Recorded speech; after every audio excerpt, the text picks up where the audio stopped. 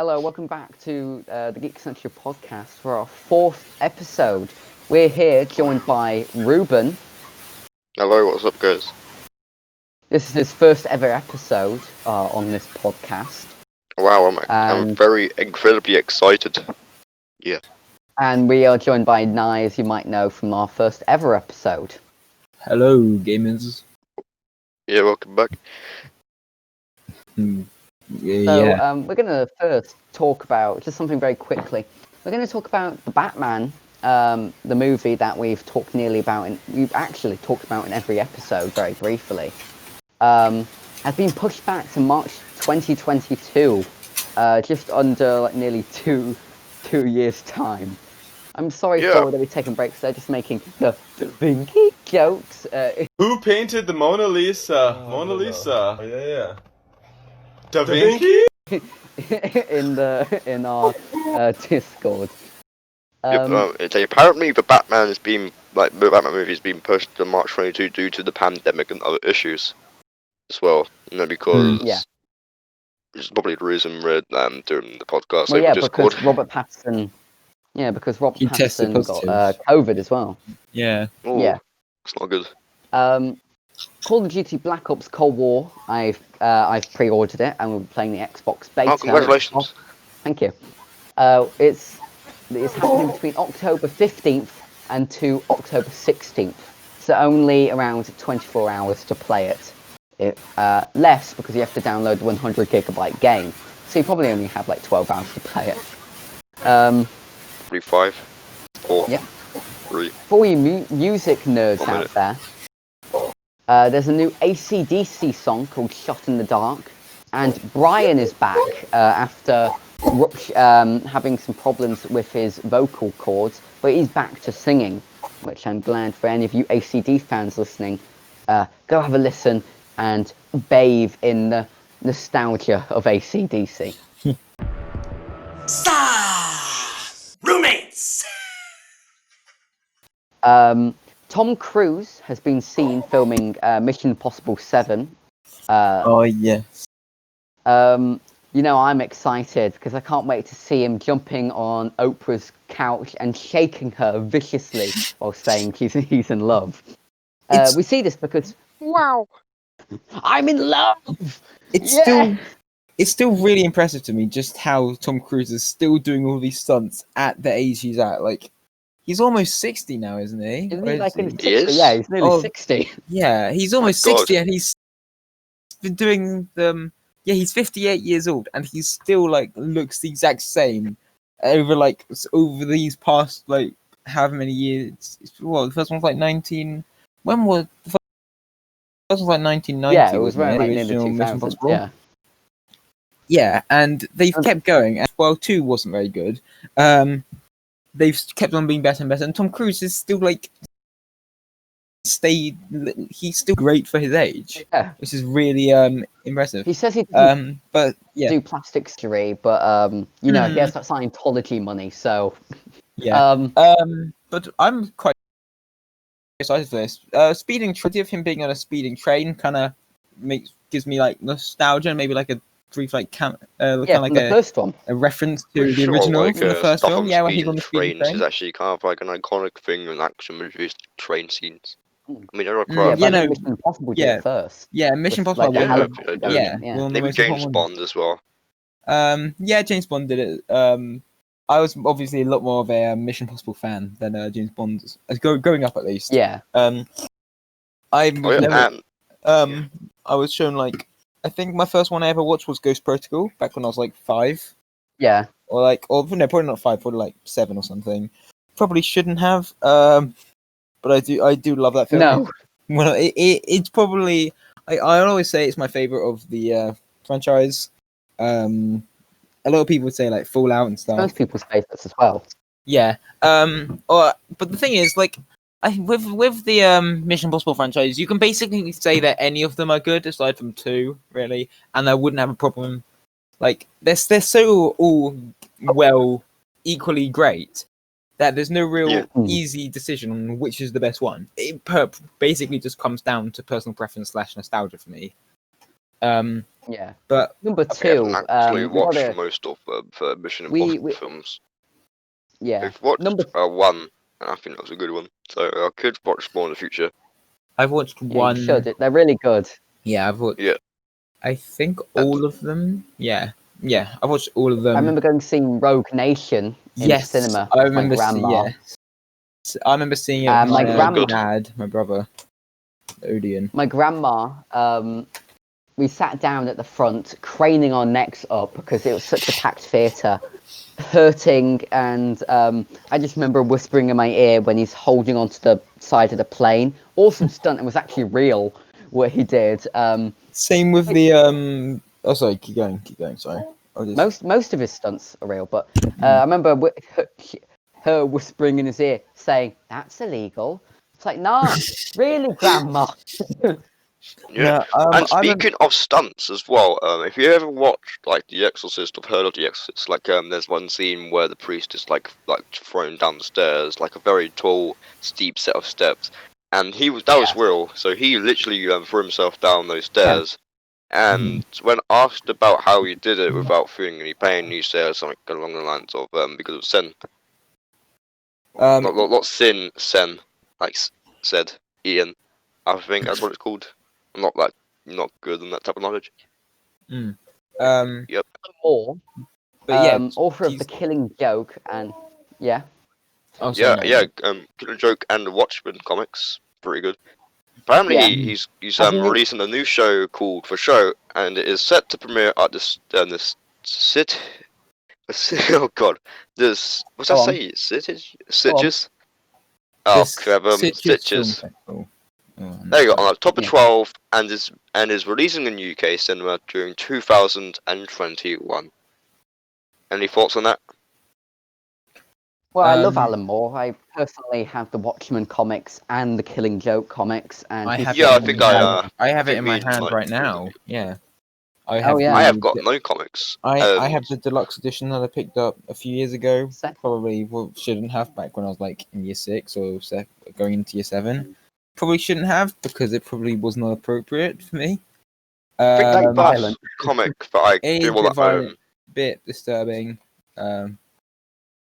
Batman supposedly kills Joker at the end by snapping his neck. I think he does. Oh yeah, no, he snaps his neck to paralyze him, and then the Joker just finishes the job. Oh no, that's in the film. That's in the Dark Knight Rises. Or no, not the Rises. That's not the Dark Knight. That's the Killing Joke, I think. No, it's the Killing Joke. In the Dark Knight. I think it's the Dark Knight Returns. He fights Joker in the Tunnel of Love, and he snaps his neck to paralyze, and then Joker finishes the job and snaps it himself just to make Batman. They're not really good. That's the point. The Killing Joke ends. We don't know. You don't see him snapping his neck. You just see them both laughing, and he puts his hand on his shoulder. Then it pans down, and Batman's the only one laughing left. Wow. Oh yeah, and speaking of comics, I think I do not actually own any comics, and I think the only comic that I will own is like it's like the comic where Marvel and the Warhammer team up. I don't know if you've heard about it, but it's pretty cool. I'd say my favorite, like, if we're going like into comic books, my favorite comic book like series or whatever would probably be Civil War 2. I love Civil War 2 and the other comics where it was featured in. Especially, I'm trying to remember what one it was. It was the Captain America where he's actually a secret agent for Hydra. That was really cool. Plus, they had a lot of interesting lore you could learn from other books. I just really loved that entire series.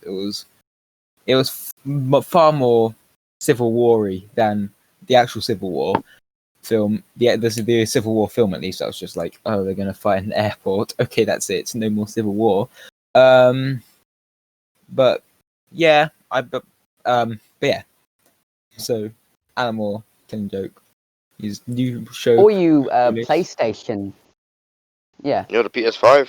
Yep. Yeah, the PS5 is Sony's saying and is rumored that they would change the PS5 pricing, hopefully matching or going below the Xbox's competitive price. And this will be a big dent in like pre-order sales for them, because I'm guessing fans will be really angry that they paid like, I think it's $699 for the PS5, and now it's dropping to $499. So they're waiting. Don't know if they'll be getting refunds. Will they be getting? I think they'll find a way to get they'll probably 200 quid. Yeah, maybe they'll be refunded the difference. Hopefully they will. I hope they do get their money back. If you have ordered the PS3 or the PS5, I do hope you get your money back for like the the price that's been dropped. I mean, the way I'm looking at it is the PS5 has been more expensive, but that's because they have actually had games that have actually been revealed for it currently. So like the new FNAF game as well. Yeah, FNAF was revealed. New Gran Turismo, new Demon Souls. Yeah, Five Nights at Freddy's security breach. That's it. Yeah, they revealed a lot of games, and if we're going to talk about pre-orders as well, I'd like to talk about Xbox's pre-order kerfuffle and the problem it occurred. I just like to say I did call this like a few like last year or whatever when it was announced. I did suspect that them naming it the Xbox Series X was going to confuse a lot of people when pre-ordering it, and I was right. Because what happened was probably parents who was going to get it for their son's birthday or for Christmas or something. A lot of people ordered the Xbox One X, and I knew a lot of people like parents would get confused about the names of the consoles. It was one of the reasons why the Wii U didn't do so great. That's a good point. Yeah. Oh yeah. And speaking of consoles, the PS5 has been revealed. The Xbox Series X has been revealed, but I'm still wondering where is the PC2? Where is the PC2? Yeah, where is PC2? We have PC. Now we need PC2. Okay. Right. What else have we got? Might I just say something more about it? Honestly, to me, this is looking like it's Microsoft's. Like, I'm worried, or I'm not kind of worried. I'm more interested that if the Xbox One X doesn't, or Xbox Series X doesn't go so well, this might be Microsoft's turn to do a Sega and just focus on releasing hardware, because like the sales of the Xbox One were not good at all. Nintendo Switch beat the Xbox One sales with 4 less years on the market. The PlayStation 4 reached 100 million, while I think the Xbox One hasn't even reached 50 yet. But if the Xbox Series X doesn't go well, which I don't know, Halo doesn't look very good in it, and that's being postponed until next year. As is a lot of things. I don't know what's going to happen with Xbox. I'm not sure if they're going to end here. But I'm optimistic. Hopefully, Microsoft can do something good with the Xbox Series X that will actually make it worthwhile compared to the competitors that are currently available at the present moment. It's pretty. Yeah, and so EA is also about along with like the release of Star Wars Squadrons. They're saying that they have no plans for the post-launch content of the game, but will be mostly be focusing on the experience of the players. Any thoughts on this? From EA, going like, you bought the game. Come on, pay £10 to play it. I'm just glad they don't own Minecraft, because like when you're mining, you don't have to open your inventory and then see. If you want extra expansions on your inventory, pay.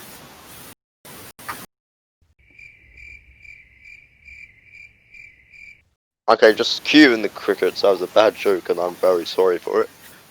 But you probably get the point that EA pays quite a lot, and I can't hear you. I'm not. Sorry, I wasn't speaking. So what was? Sorry, I just kind of. Blank for a moment. What was it? What did you say? Sorry. It says they have no post-launch content for Star Wars Squadrons. Oh yeah, I heard that. I don't know if that's a good thing or a bad thing personally. Like, I'm worried that like they might just not do anything with the game at all, or like actually adding new content to it. But it also does mean that they're not likely to include any paid for like really expensive DLC or microtransactions. Like I remember back when a few E3s ago, they said that all of Battlefront 2's DLC was going to be completely free, and it was going to be a totally great game, and then it came out. So I don't know. I gave up. I gave up with Yeah. EA after that. Yeah, and Yeah, speaking of EA as well, and speaking of EA, The Sims 4 has added better representation of the LGBTQI plus to user characters. And it will bring new clothing, furniture, and places in the October update. Any thoughts on this? I mean, yeah, They've said that they've said they added pride flags, lots of rainbow things, and not like, over like saying like, like very like flamboyant, but they've added more kind of representation of them instead of like past games where you could just have sex with a man and that would be it. Yeah.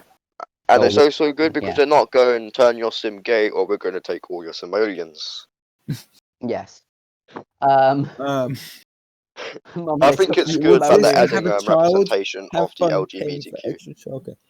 Yeah, it's definitely a good thing that they're it's a good adding thing. in.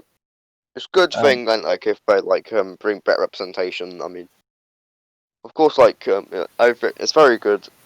And I'm happy that people are able to express themselves like in that way. And it's good that companies such as like EA and Maxis are able to help express like that. If I could just interject, personally, as bisexual, I believe that Sims, there's going to be a lot of people playing, as I know it was an entry-level game for me, and so was it for my brother, because it can be for everyone, just like Minecraft.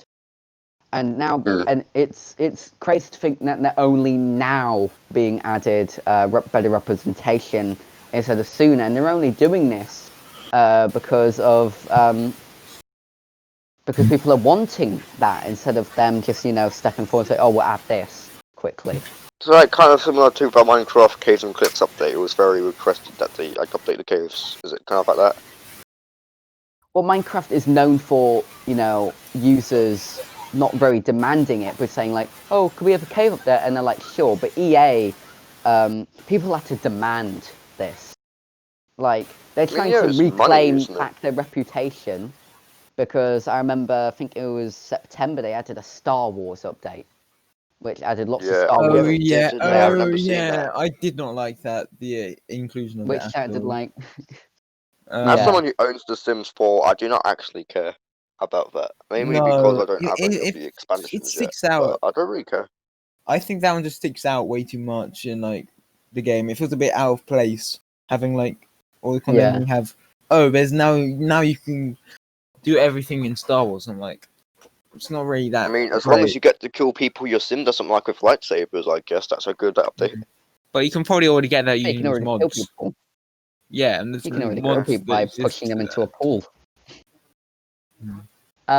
Is it going to be a free update or is it going to be a DLC? I think because we're talking about EA here, is it going to be like a DLC, like the LGBTQ pack? Oh yes. Oh yes. Pay money. You can turn your sim. What's that? You want your sim to be gay? Oh, here, give me your credit card information first.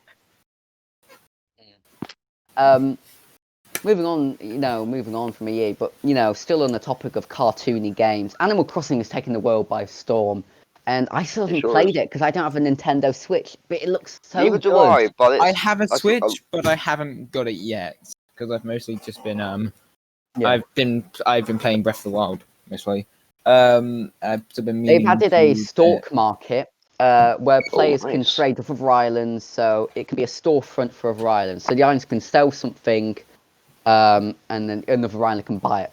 But of course, they can set any amount of bells. So they can sell a carp they fished for 20 million bells. I mean, I hope they fix. I'm not sure if this was ever fixed from the original launch, but the fact that you weren't able to craft multiple things at once, you had to craft each thing individually. If they haven't fixed that, I really wish they would, because I heard from loads of people that was a major annoyance in the game, having if they need to craft several things, they had to craft them one by one. Yeah. But yeah, if they didn't have that, or if they do, I like that a lot more than just having a stock market in. Yeah. Well, at least you can pay off that Tom Nook. Tom Nook, yeah, Tom Nook. Yeah, the more ways to earn, the more belts you get, the more you can get out of debt. My favorite. My favorite. I like games. Or like Tom Crook. Yeah. All right. If I did ever in fact get a Switch, the two games I'd like to play is Animal Crossing and Super Smash Bros. And on the topic of Super Smash Bros, Steve and Alex have been confirmed. And Zombie and DLC for Enderman Super Smash Bros. as well. Yeah, don't forget the mobs as well. You got to get those extra nooks and crannies. I'm pretty excited. May I say first? I am not okay. I'm happy they're there, but I don't like them. As in, when the characters are added to Smash Bros, it's interesting to see like how they look and stuff in it. And Steven and Alex do not fit in Smash Bros like art style. They feel They feel incredibly out of place. Like it just doesn't feel like they actually fit in with the game or look that nice. Like yeah, they look fun to play, but if I got them, I probably wouldn't play it just because it feels a bit weird. Like I don't like. You actually have a really good point. Yeah, because they actually do in fact look extremely out of place. I mean, you got like all the maybe if they change the textures to like smooth textures, maybe it would fit in. Steve's walking looks incredibly stiff. Oh, sorry. The walking animation in it looks like the regular walking animation, and it doesn't. It looks like at a really low frame rate compared to everyone else. And like, I personally like it because it's like paying attention to the movement. I mean, it's not like they're not giving them like extra limbs. Or like, okay, not long word. We're not giving them extra joints. Yeah. Oh no, I know, but like. Yeah, you have to appreciate it though. I mean, sure, you don't like that. He looks a lot of fun, and like I'm really impressed that they actually managed to get him in there. But I was just looking, impressed as well. Like he just does really stick out in it, and doesn't really look like he fits in to it. It's all about personal preference. If you don't like Steve, you don't like Steve. If you do like Steve, you do like Steve. It's all about personal preference. Some people, it's like that's why there's lots of choices in fighting games. Like, if you don't like this character, fair enough, you've got plenty others to choose from. Yeah, like, that's you can say apply that to any game. Mortal Kombat, you don't like this character, there's plenty others. Street Fighter, you can compare it to a lot. And that's why it's good to have multiple choices. Yeah, I agree. It's a pretty good choice. Speaking of Jovi, what are your thoughts on this, Jovi?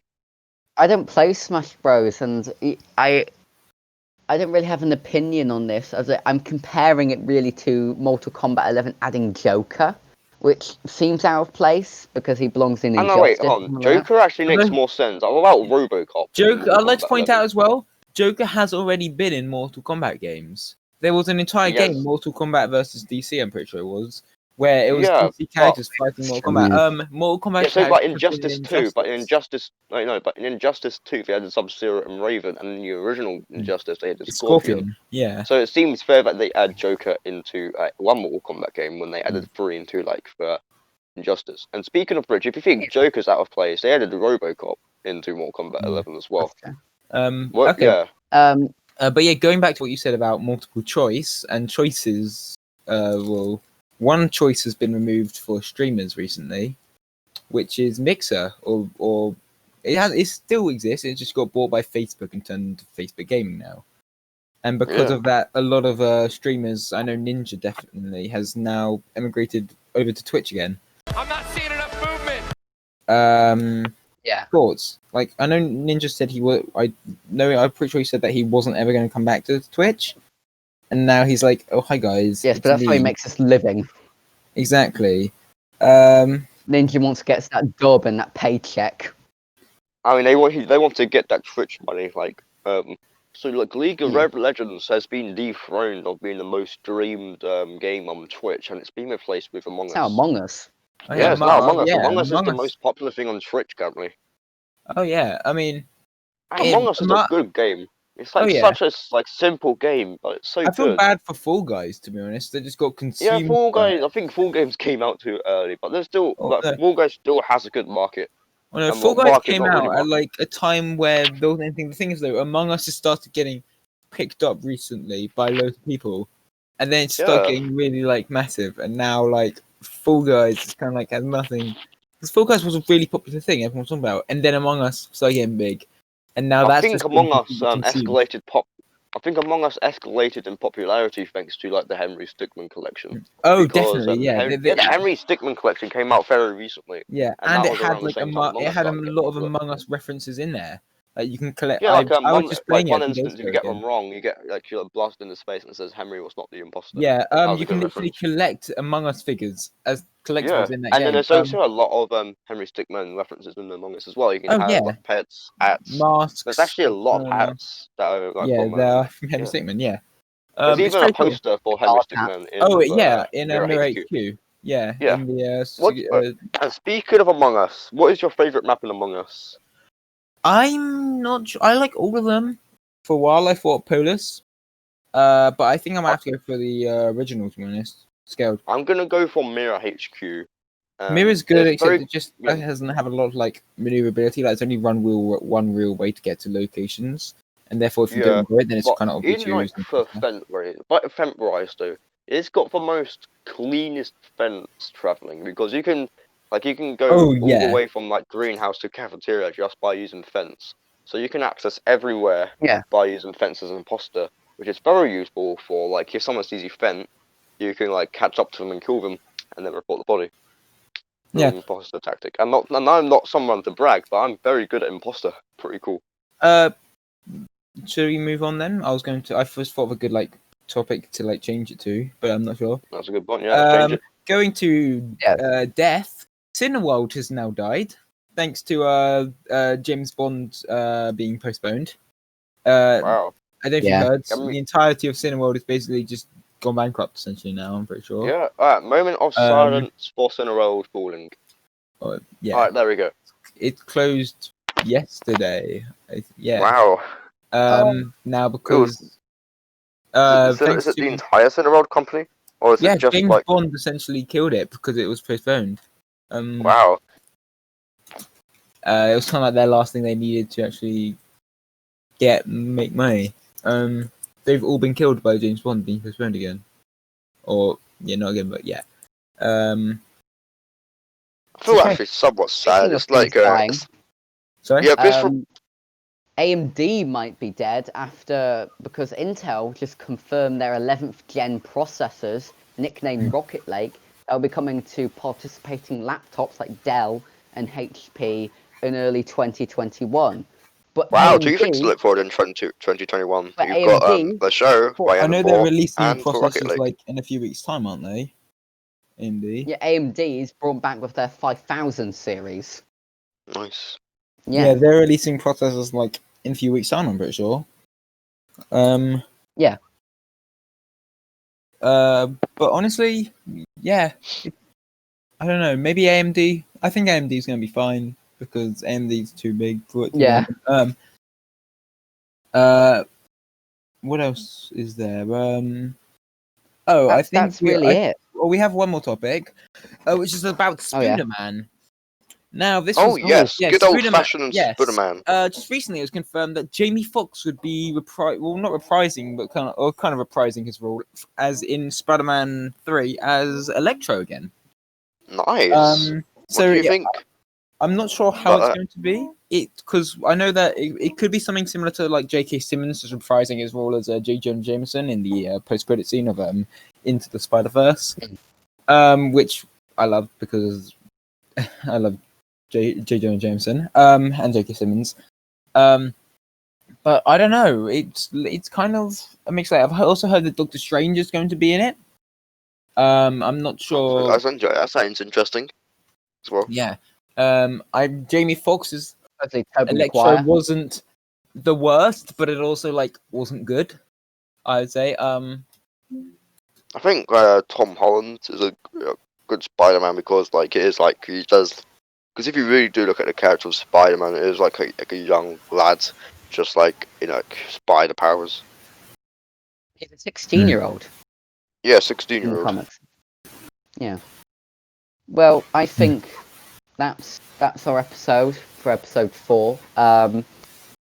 Soon there's going to be the Halloween special that we actually recorded before this. Which is why my nickname is Halloween Loser 2020. And my name.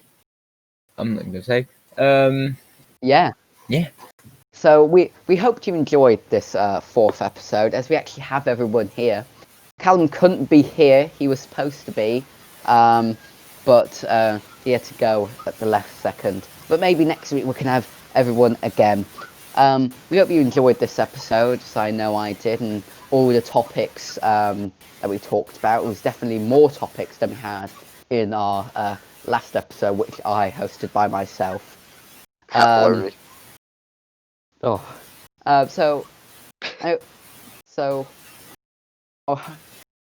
So thank you for watching and listening, my friends. We hope you have a nice night or day wherever you are. Goodbye. And sleep tight.